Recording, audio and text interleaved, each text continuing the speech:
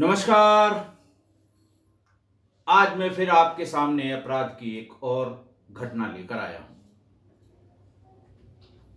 आज की घटना शुरू करने के पहले मैं देश के बड़े नेता, हमारे उत्तर प्रदेश के तीन तीन बार मुख्यमंत्री रहे, 8 बार विधायक और 7 बार सांसद रहे, स्वर्गीय श्री मुलायम सिंह यादव जी को अपनी श्रद्धांजलि अर्पित करता हूं।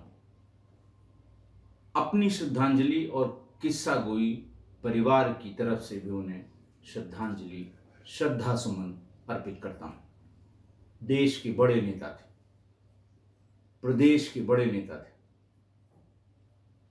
अनडिवाइडेड यूपी के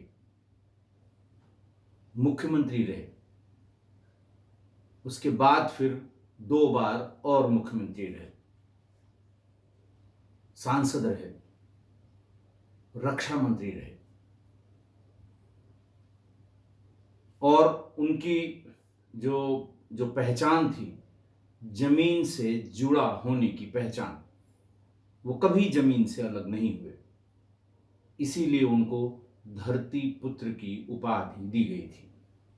किसानों के हितैषी स्वर्गीय प्रधानमंत्री चौधरी चरण सिंह के शिष्य, या राजनीति उनसे सीखी, और राजनीति में उनका कोई व्यक्तिगत विरोधी नहीं था। राजनीतिक विचारधारा के तो बहुत से विरोधी थे, लेकिन उनका व्यक्तिगत विरोध किसी से नहीं था। आज सैफई में जब उनका अंतिम संस्कार हुआ, पंचतत्व में विलीन हो गए स्वर्गीय मुलायम सिंह यादव जी, जिन्हें प्यार से पूरा प्रदेश या पूरा देश नेताजी के नाम से पुकारता था। उस समय की भीड़, उस समय वहां तमाम उनकी विचारधारा के मुखालिफ लोग, बड़े नेता, देश के बड़े नेता, इन सब की मौजूदगी थी। ये साबित करती है कि वो सर्वमान्य थे।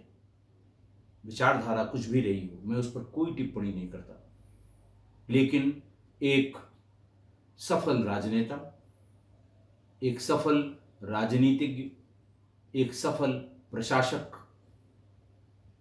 और एक सफल पार्लियामेंटेरियन। कल कुछ लोगों ने इस पे आपत्ति की कि साहब आपने उनका नाम नहीं लिया, उनकी बात नहीं की, जबकि उनका देहांत हुआ। आपको ध्यान होगा, अब से पहले जिन जिन लोगों को मैंने स्वयं और किस्सा गोई परिवार की तरफ से श्रद्धांजलि अर्पित की है, वो तब की है जब वो हमारे बीच नहीं रहे, पंचतत्व में विलीन हो गए। कल तो वो उनका नश्वर शरीर हमारे बीच था। हजारों लाखों लोगों ने कल से लेके आज तक उनके दर्शन भी किए, अंतिम दर्शन भी। कुछ लोगों ने ये भी टिप्पणी की कल कि साहब आप उस पीरियड में कहीं न कहीं रहे होंगे जब वो मुख्यमंत्री थे, उनके बारे में भी कुछ बातें जो आपके कैरियर से संबंधित हों साझा करिएगा। तो मैं ये बता दूं कि जब वो पहली बार मुख्यमंत्री हुए उत्तर प्रदेश के 88 से 91 के बीच में, तभी 89 में हम लोग 1986 बैच के पीपीएस अधिकारी थे, डिप्टी एसपी। 89 में हम लोगों ने फर्स्ट फेज की ट्रेनिंग पीटीसी मुरादाबाद में की, और पहले फेज की ट्रेनिंग खत्म करने के बाद जब हम लोग जिलों में प्रैक्टिकल ट्रेनिंग के लिए जाते हैं तो एक सेरेमनी होती है, पासिंग आउट परेड। सभी सशस्त्र बलों में, वर्दीधारी बलों में ट्रेनिंग पूरी करने के बाद जब वो फील्ड में निकलते हैं तो एक पासिंग आउट परेड होती है। उसका एक मुख्य अतिथि होता है जो उस परेड की सलामी लेता है। स्वर्गीय श्री मुलायम सिंह जी हम लोगों की पासिंग आउट परेड के मुख्यमंत्री थे, मुख्य अतिथि थे।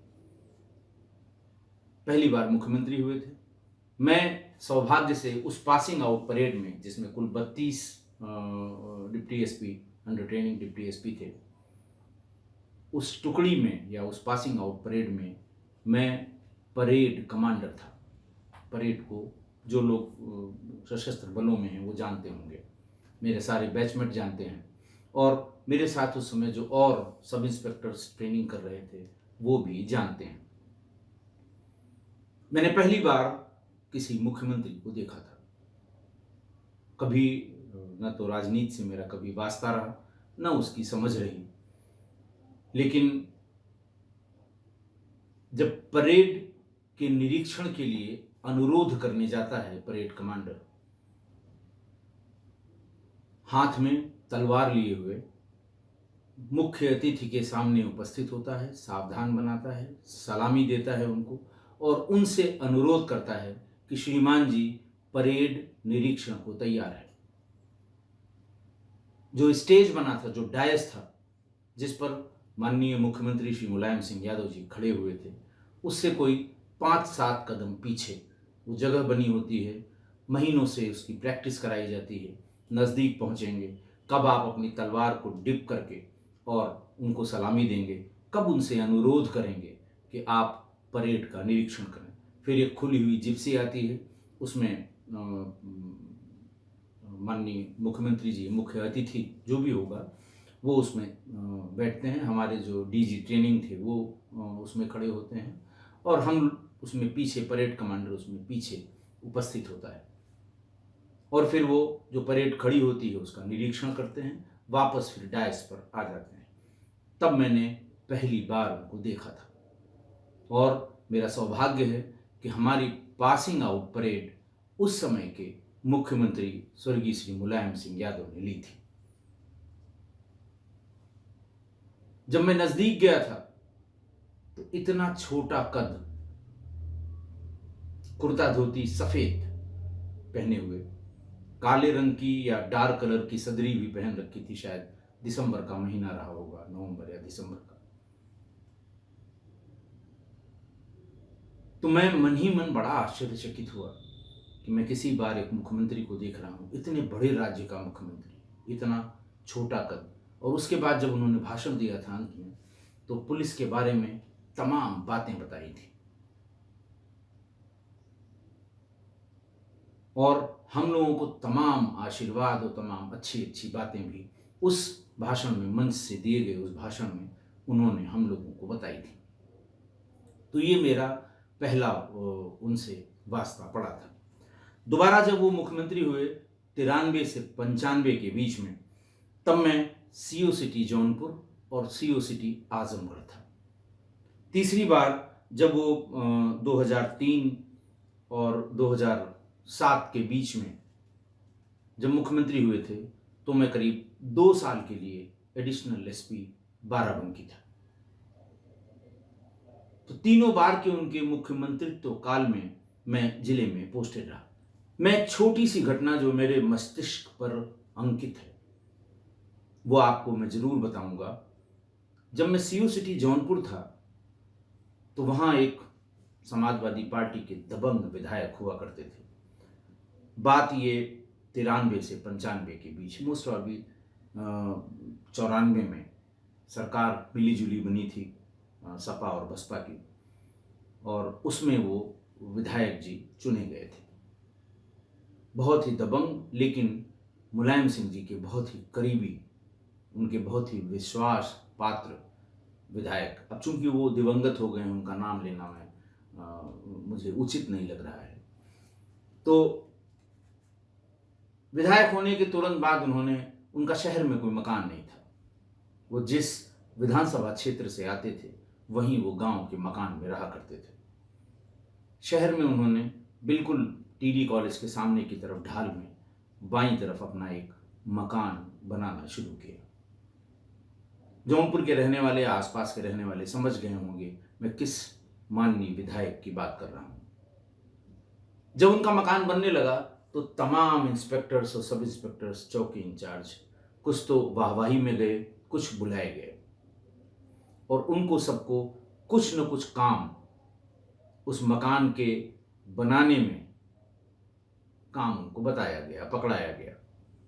बहुत प्रभावशाली थे, मुख्यमंत्री के नज़दीकी थे। सब लोगों ने जो जो उनको दिया गया होगा 19-20 सभी लोगों ने वो उनकी जो डिमांड थी, डिमांड तो क्या, तमाम काम जो बताए गए थे वो पूरे किए। एक दिन मेरे लिए भी संदेश आया कि आपको विधायक जी ने याद किया है।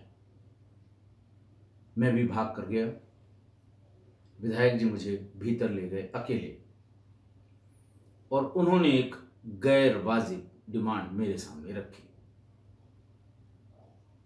कि फलां चीज हमें चाहिए, नया मकान है। मैंने उनसे आदरपूर्वक मना किया कि सर ये मेरे बस का नहीं है। वो जोर से बोले, तुम्हें जौनपुर में नहीं रहने दूंगा। विधायक थे, प्रोटोकॉल में सलाम किया उनको, पीछे मुड़ा, मैं वापस आ गया। करीब एक हफ्ते बाद, 6 या 7 दिन बाद, मेरे एसपी जौनपुर, उस समय शायद आरपी सिंह साहब थे या मीना साहब थे, मुझे अच्छी तरह से ध्यान नहीं है, शायद आरपी सिंह साहब रहे होंगे। उन्होंने मुझे बुलाया बंगले पर, घर पर, और उनसे कहा कि तुम्हारी उन विधायक जी से कोई बात हुई है। मैंने उनको पूरी बात सच्ची सच्ची बता दी। तो उन्होंने कहा, अरे भाई क्यों नाराज कर रहे हो, तुम जानते हो तुम्हारा नुकसान कर देगा। मैंने कहा, साहब क्या बात हुई? उन्होंने कहा, मुख्यमंत्री जी तुम्हारे बारे में पूछ रहे थे और ऐसा लग रहा था कि कुछ उनकी नाराजगी जरूर है। मेरा सुझाव है कि तुम विधायक जी से जाकर मिल लो, कुछ गलतफहमी अगर है तो दूर कर लो। मैं नहीं चाहता तुम अच्छे अधिकारी हो, यंग अफसर हो, तुम्हारी दूसरी ही पोस्टिंग है, शुरुआत में ही तुम्हारा कोई नुकसान हो जाए। मैंने उनसे कहा कि सर मैं उनके पास अब नहीं जा सकता। उनके बोलने का अंदाज और उनकी बदतमीजी, ये जग जाहिर है कोई बात हो जाएगी जो मुझे बर्दाश्त नहीं होगी। मैंने उनसे कहा कि सर अगर बात, मुझे अपनी बात, अपनी सफाई मैं आपको बता चुका हूँ, आप चाहें तो इस बात को मुख्यमंत्री जी से ये बात बता दें, और अगर मुख्यमंत्री जी इससे संतुष्ट न हो तो मैं वहां जाकर अपनी बात कह लूं। क्योंकि उस समय तक मुझे ये पता लग गया था कि मुख्यमंत्री जी सीधे जिलों के एसपीज, एडिशनल एसपीज और डिस्ट्रिक्ट मजिस्ट्रेट, एडीएम सिटी से सीधे फ़ोन पर बात करते थे। मोबाइल फ़ोन थे नहीं, लैंडलाइन थे। उन्हें किसी चीज़ की जानकारी करनी होती थी, सीधे बात करते थे, बिना किसी बीच के आदमी को इन्वॉल्व किए हुए। ये उस समय शोहरत हो गई थी। मेरी नई नई नौकरी थी, सोनभद्र से ट्रांसफ़र होकर जौनपुर आया था।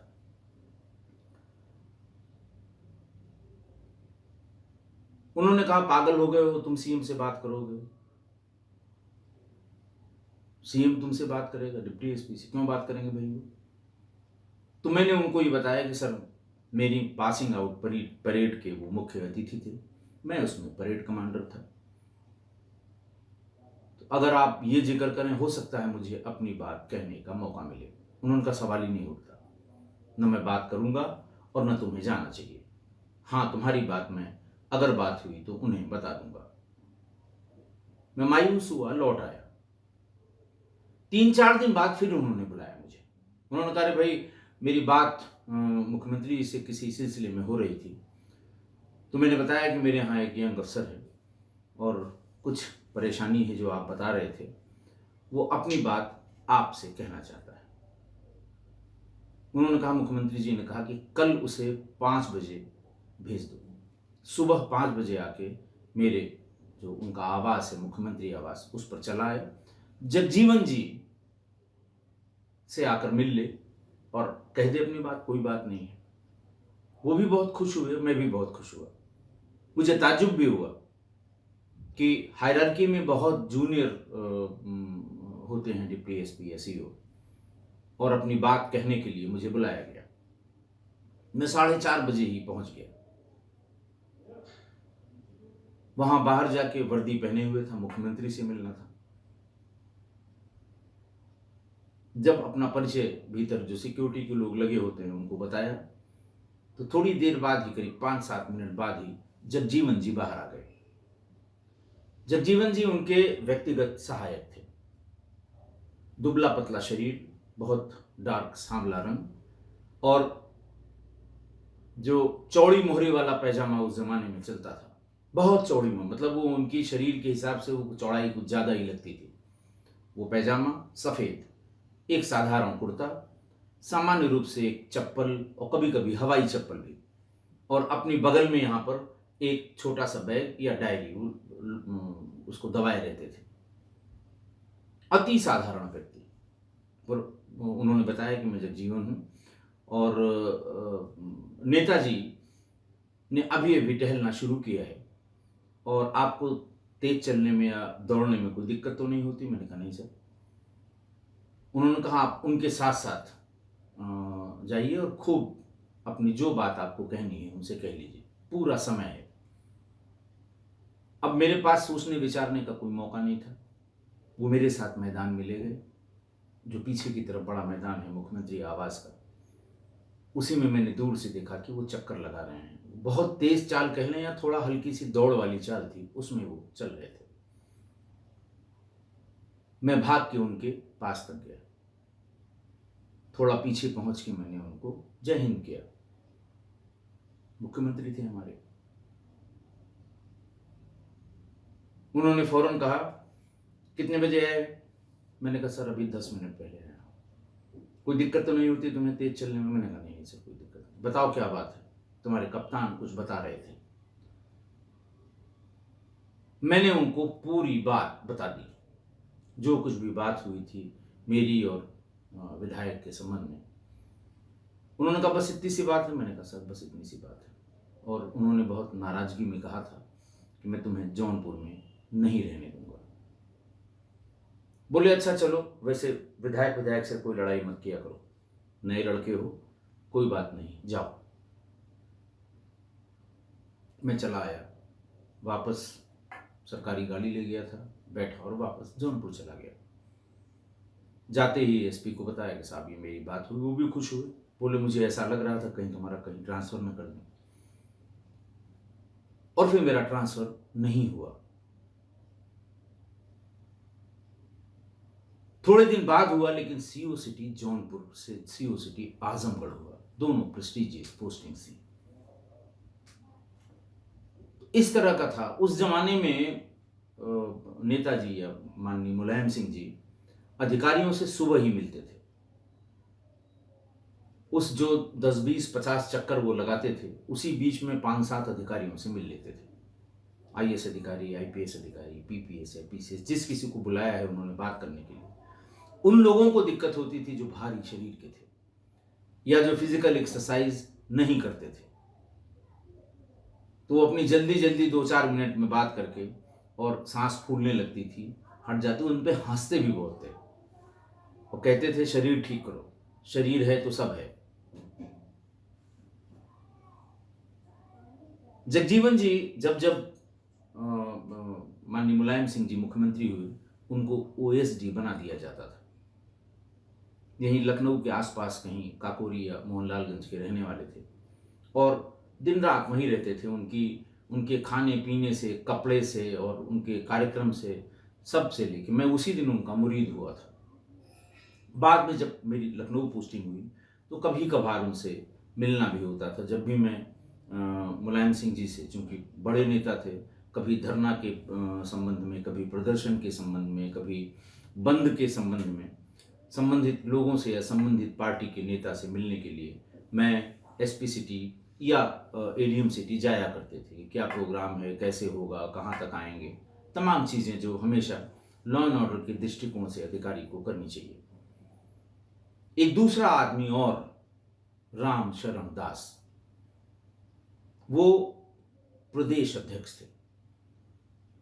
बहुत फेमस हुए थे जब एक टीवी डिबेट के दौरान उन्होंने गुंडी शब्द का इस्तेमाल किया था एक राजनीतिक पार्टी के अध्यक्षा के लिए। बहुत फेमस हुआ था गुंडा गुंडी, ये आप सर्च करेंगे तो आपको मिल जाएगा। अति साधारण व्यक्ति, और जब तक वो जिए प्रदेश अध्यक्ष रहे, जब तक वो जिए वो कार्यालय के कमरे में ही रहते थे। वहीं रहना, वहीं खाना, वहीं सोना। ईमानदारी की प्रतिमूर्ति थे ये दोनों।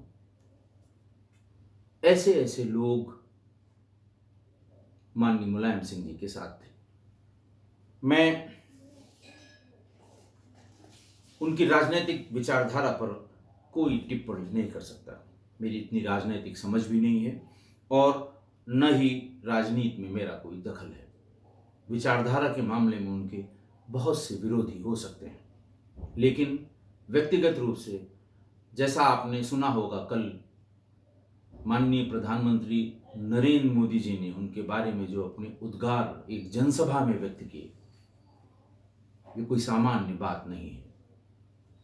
उसमें उसका भी जिक्र किया कि इतनी विपरीत विचारधारा के बावजूद 2019 के संसद के सत्र के अंतिम दिन, लेम डक सेशन जिसे कहते हैं, मुलायम सिंह जी ने ये कहा कि सबको साथ लेकर चलने वाले नरेंद्र मोदी जी,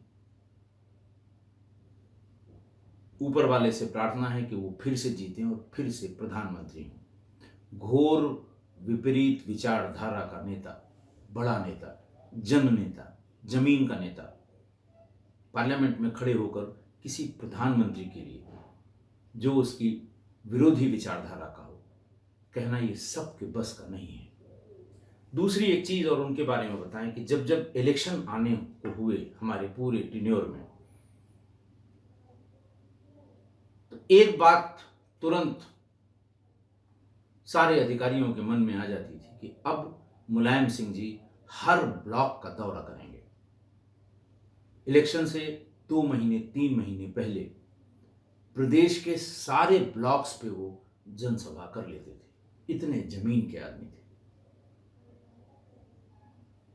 पब्लिक से संवाद रखना, कम्युनिकेट करना, वो उनकी जिसको कहते हैं कि असाधारण प्रतिभा थी। भीड़ में किसी को भी नाम से बुला लेना। बहुत ढेर सारे और इस संबंध में बातें हैं, लेकिन वो यहाँ बात करूंगा बहुत लंबा हो जाएगा। किसी ने अगर उनके साथ, जब वो मुख्यमंत्री नहीं थे या राजनीति की शुरुआत में, उनके विधानसभा क्षेत्र में आसपास किसी ने भी अगर उनकी जरा सी भी मदद की होगी, उसकी मदद उन्होंने आजीवन की। ऐसे रिश्तों को निभाने वाले माननीय श्री मुलायम सिंह यादव जी, आज वो उनका नश्वर शरीर भी पंचतत्व में विलीन हो गया। मैं स्वयं और किस्सा गोई परिवार की ओर से उन्हें फिर से श्रद्धांजलि अर्पित करता हूँ, श्रद्धा सुमन अर्पित करता हूँ। आज का वाकया, आज का वाकया राजस्थान से है, जयपुर से है। जयपुर और दौसा के बीच में ये घटना हुई थी। जयपुर की रहने वाली 35 साल की एक महिला 23 अप्रैल की सुबह दौसा जिले के अपने गांव, जो उसका पीहर था, वहां से जाने के लिए बस से निकली। अपने गांव के पास के बस अड्डे पर वो उतर गई। तब तक का पता उसके घर वालों को है, लेकिन देर रात तक नहीं पहुंची और 24 अप्रैल की शाम तक भी नहीं पहुंची। ये 2022 की बात, यानी हालिया बात मैं बता रहा हूं। 24 तारीख की शाम को महिला के परिजनों ने थाने पर गुमशुदगी की रिपोर्ट लिखवा दी। गांव इकट्ठा हुआ। दौसा जिले के तमाम पुलिस के पदाधिकारी भी आए। लोगों में रोष था कि जब वो वहां से चली तो यहां तक नहीं पहुंची, पुलिस इस पे कार्रवाई करे।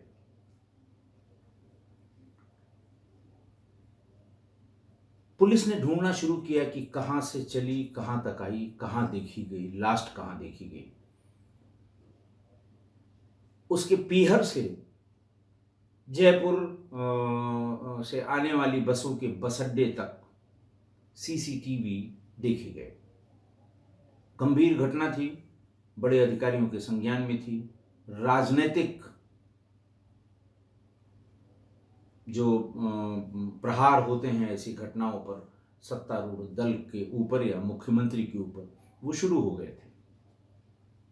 बहरहाल सोनड़ मोड़ पर एक सीसीटीवी फुटेज में वो लड़की, वो महिला दिखाई पड़ गई। फुटेज में एक सफेद रंग की गाड़ी उस महिला और उसके साथ चल रहे छोटे बच्चे के सामने खड़ी हुई और फिर आपस में उनसे कुछ बात हुई, ड्राइवर से और इन दोनों से, और ये दोनों उस वाहन पर बैठ गए। सफेद रंग की एम्बेसडर जैसा वो वाहन लग रही है, एम्बेसडर तो नहीं होगी, कोई दूसरी है। जो सीसीटीवी फुटेज उपलब्ध है इंटरनेट पे, उसमें वो सफेद रंग का वाहन दिख रहा है। बैठ गई। बैठने के बाद जो साथ में बच्चा था, घर वालों से उसको दिखवाया गया कि भाई ये बच्चा कौन है। बहुत कोशिश की गई, लेकिन महिला के घर वालों ने इनकार किया कि नहीं, वो इस बच्चे को नहीं जानते हैं।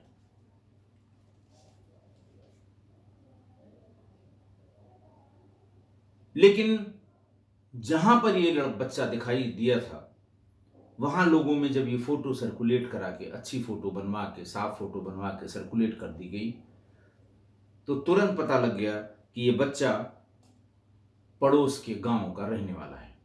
पुलिस बच्चे के पास पहुंची। पुलिस ने पूछा कि तुम्हारे साथ कोई महिला थी? उसने कहा हां। वो बहुत देर से गाड़ी का इंतजार कर रही थी कि कोई गाड़ी उसको वहां तक जाने के लिए मिल जाए, पीहर तक। इसी बीच में ये गाड़ी आ गई। मैं भी भाग के गया क्योंकि मुझे गांव तक जाना था। मैंने गाड़ी चलाने वाले से पूछा कि मुझे गांव तक छोड़ दोगे? उसने कहा छोड़ दूंगा। फिर महिला ने अपने गांव का नाम बताया कि मुझे वहां तक छोड़ दोगे या पास तक? उसने कहा हाँ, तुम्हें भी छोड़ देंगे। हम दोनों ही गाड़ी पर बैठ गए और गाड़ी में लिफ्ट देने वाला व्यक्ति चूंकि गांव का ही था, इसलिए बच्चे ने उसका नाम बताया कि उसका नाम कालूराम मीणा था। बच्चे ने बताया कि मुझको उतारने के बाद वो लोग गाड़ी से उस महिला को लेकर चले गए। ये भी बताया कि 2 लोग थे। उसके बाद का उसको पता नहीं।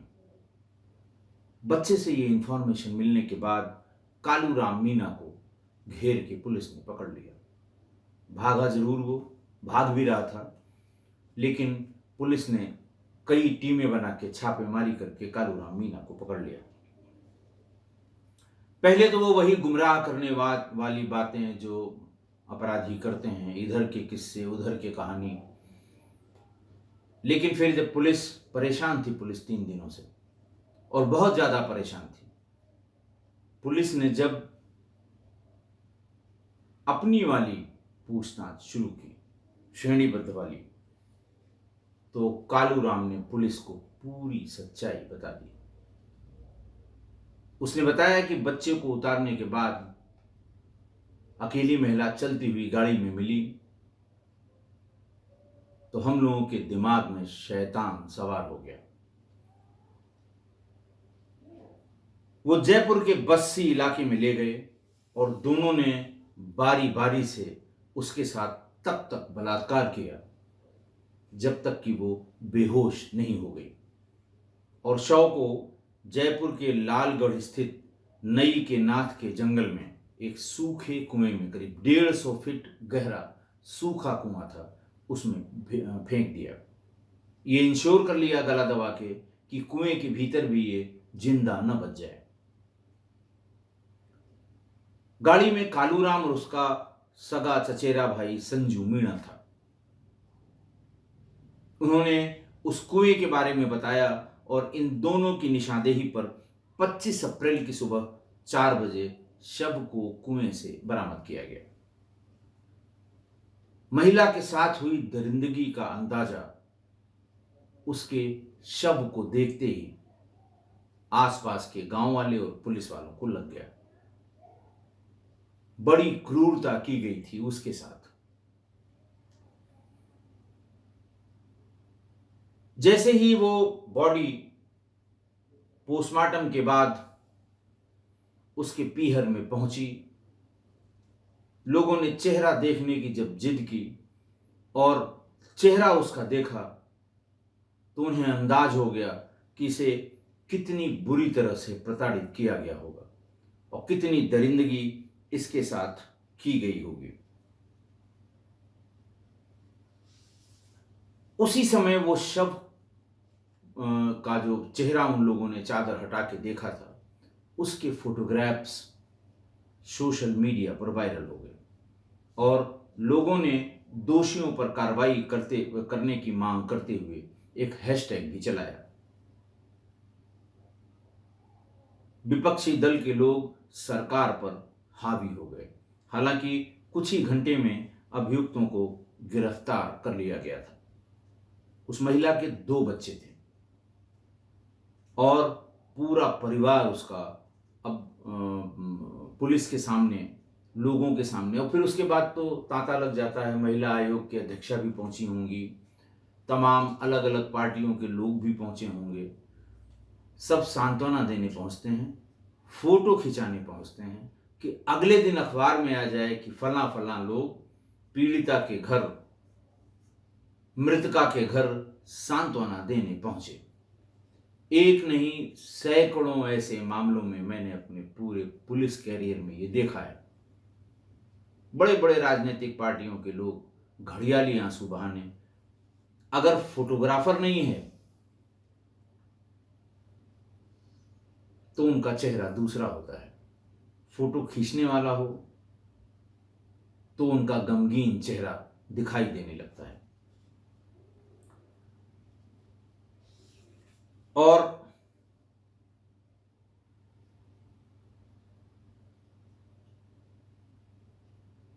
दोषियों को, अच्छा, इस संबंध में बीबीसी पर भी एक बड़ी खबर आई।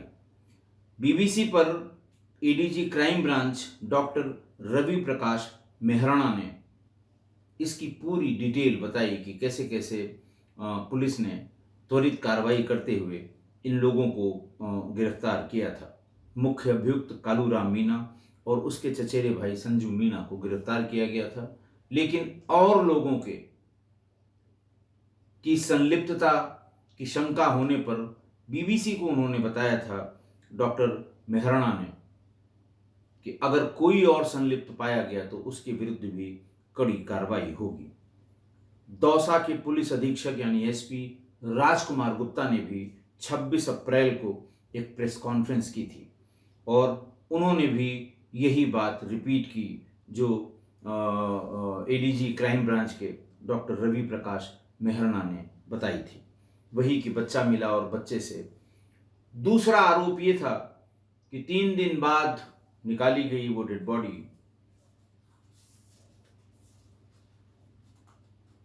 काली पड़ गई थी।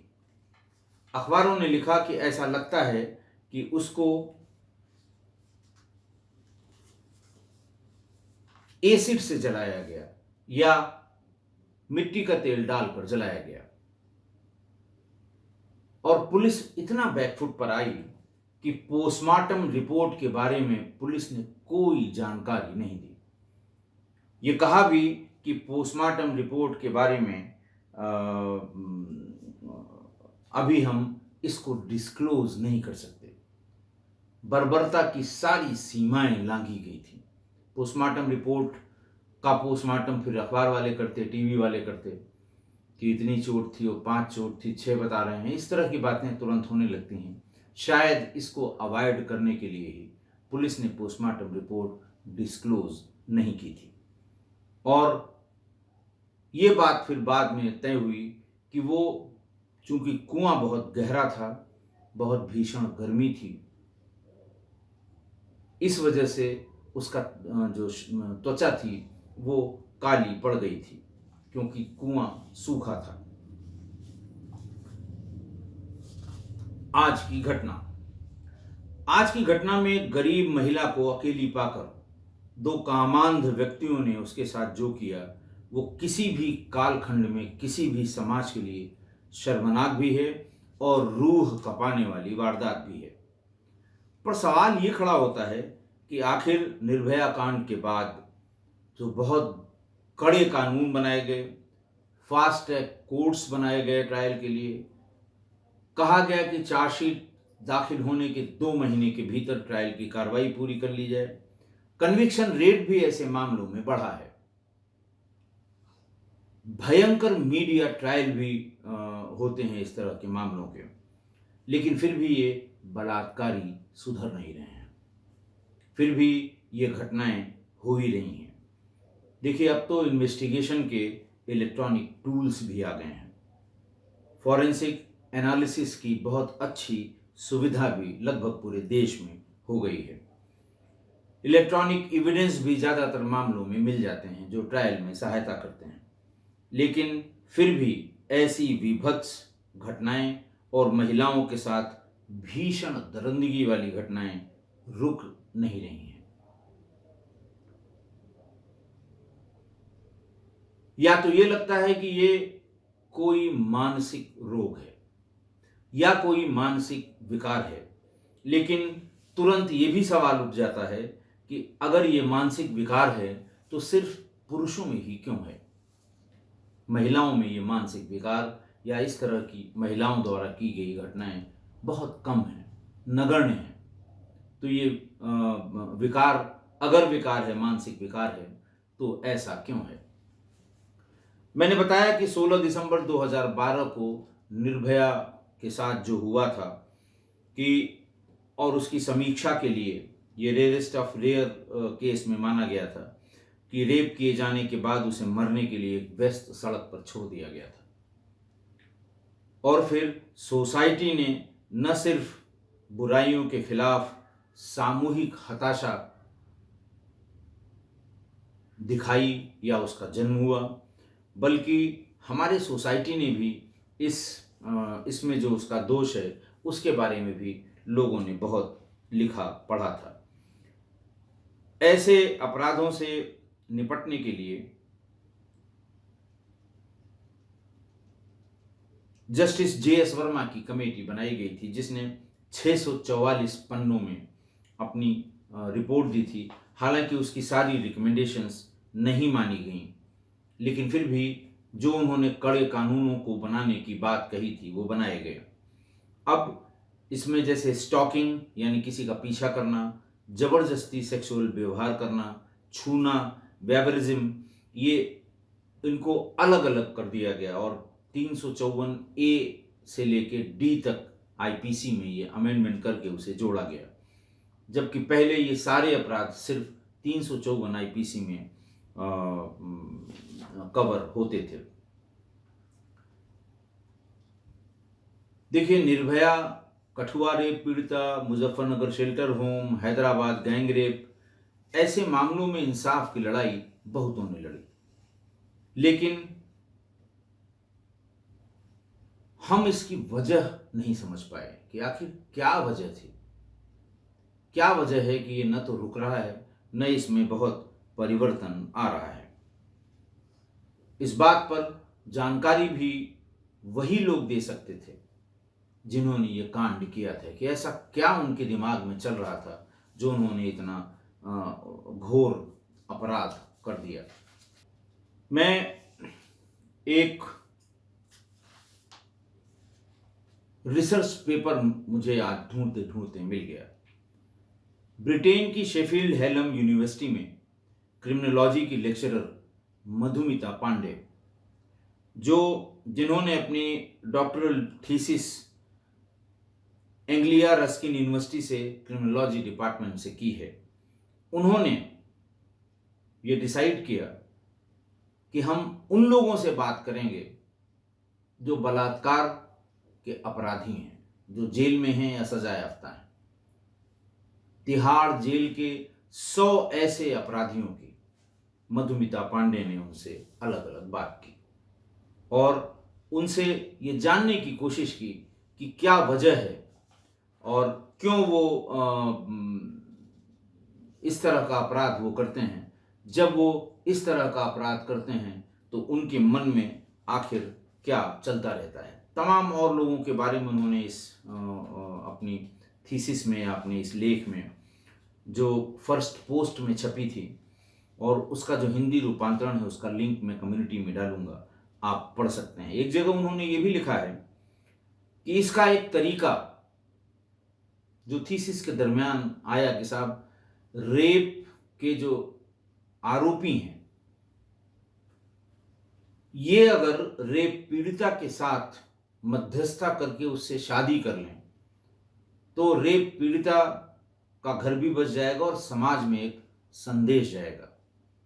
उन्होंने 2 एग्जाम्पल कोट किए हैं कि मद्रास हाई कोर्ट के जज पी देवदास ने एक बार एक बलात्कारी को सिर्फ इसलिए जेल से बाहर जाने की अनुमति दे दी ताकि वो अपनी विक्टिम या पीड़िता के साथ मध्यस्थता कर सके।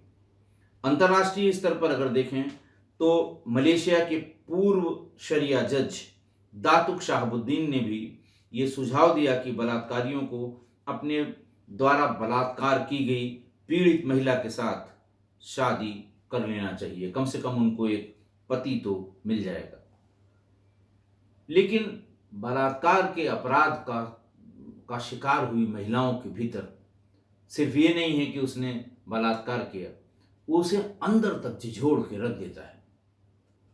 वो ट्रॉमा जो उसका है उसकी किसी को भी याद नहीं आती और आसानी से आप कह देते हैं कि अरे साहब दोनों लोग मिल जाएं, शादी कर लें, उसको पति मिल जाए। ऐसा न तो संभव है, कहीं कहीं हुआ होगा, लेकिन सामान्य रूप से न तो लड़की इसको एक्सेप्ट करने को तैयार होगी, न सोसाइटी इसे एक्सेप्ट करने को तैयार होगी। एक बहुत अच्छी बात उन्होंने अपने रिसर्च पेपर में कही है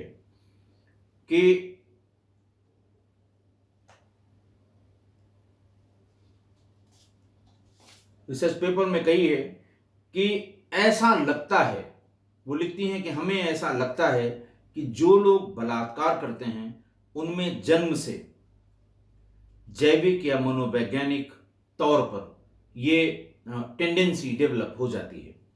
डार्क डिजायर्स, ये इसकी संज्ञा दी गई हैं, जो शायद पहले से मनोविज्ञान की भाषा में इस्तेमाल किया जाने वाला शब्द है। कहते हैं कि रेप बहुत ही जटिल अपराध है। मैंने इन 100 के 100 लोगों से बातचीत करने के बाद ये देखा कि जो भी आदमी बलात्कार का दोषी होता है वो ये अपराध सिर्फ इसलिए कर देता है क्योंकि वो ऐसा कर सकता है। उसके पास इरादा तो हमेशा रहता है लेकिन मौका शायद नहीं मिलता, और मौका मिलते ही उसका ये इरादा उसकी पाशविक प्रवृत्ति में बदल जाता है। इस केस में भी ऐसा ही हुआ। कालूराम मीना और उसका चचेरा भाई संजू मीना जरूर ये मानसिक रोग से या जरूर ये डार्क डिजायर्स इनके भीतर रहे होंगे, और जैसे ही इन्हें मौका मिला एक अकेली महिला कार में, चलती हुई कार में, उनका शैतान जग गया। वो आगे कहती हैं कि ये जो इस तरह के अपराधी हैं वो एक दिन में ये बलात्कार जैसा कि जैसे एक ही दिन में उन्होंने ये घटना कर दी, ऐसा नहीं होता। वो धीरे धीरे, उनका ये कहना है कि ये जो है कंटिन्यूटी है, ये जिसको कहते हैं कि ये सतत प्रयास उनका है या सतत प्रक्रिया है, जिसकी वजह से वो ऐसा गंभीर अपराध कर देते हैं। वो ये कहती हैं कि यौन हिंसा हमेशा एक निरंतरता में घटने वाली हिंसा है। चूंकि बलात्कार या रेप एकदम से होने वाली बात नहीं है, ध्यान हमारा ऐसी ही गंभीरता या गंभीर घटनाओं की तरफ होता है। लेकिन जो इसके अपराधी हैं, अगर उनका ट्रैक रिकॉर्ड पीछे का देखा जाए तो वो पहले उन्होंने जरूर ईव टीजिंग की होगी, किसी ने संज्ञान लिया या न लिया हो। लैंगिकता वाले चुटकुले वो पसंद करते हैं, सेक्सुअल जोक्स जो होते हैं, महिलाओं के प्रति इस्तेमाल की जाने वाली घटिया भाषा ऐसे लोग प्रयोग करते हैं। गाली और उत्पीड़न किसी भी व्यक्ति के अंदर अगर ये सब छोटी छोटी बातें दिखाई पड़ें, ये मान के चलिए कि जब भी उसे मौका मिलेगा वो इस तरह के अपराध यानी जघन्य निर्मम बलात्कार की घटनाओं को अंजाम देगा। उनकी रिसर्च में ये बात बहुत स्पष्ट निकल कर आई कि ऐसा इसलिए होता है क्योंकि मधुमिता पांडे कहती हैं कि ऐसा इसलिए होता है कि वो छोटी छोटी जिन पे हमारा ध्यान नहीं जाता, जिन पे हम शोर नहीं मचाते।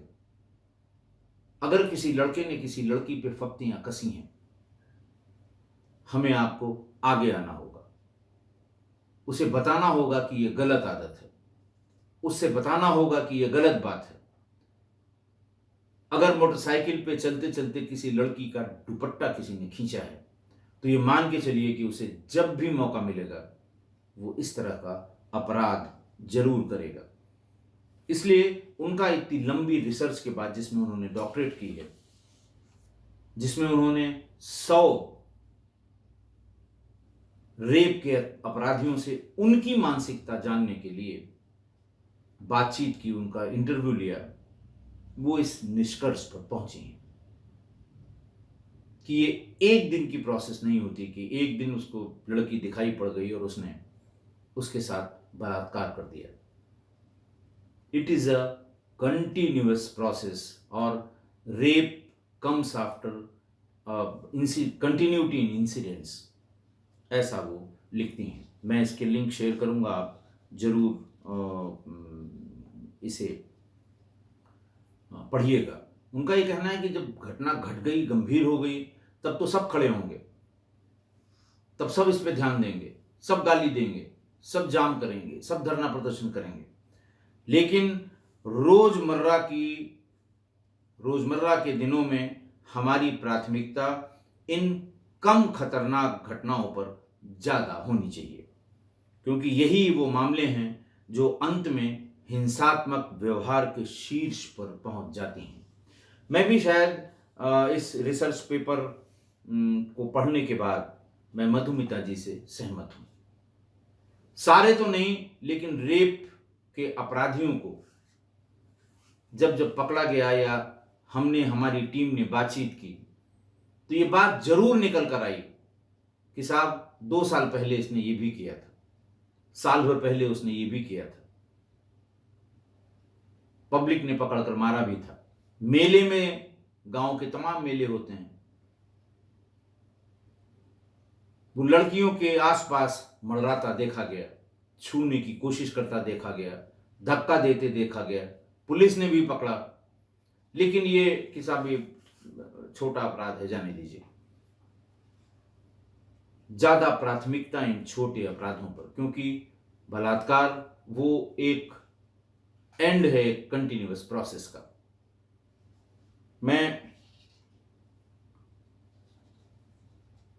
आज हम लोगों का 599 एपिसोड हुआ है, कल 600 एपिसोड, 600वां एपिसोड मैं करूंगा।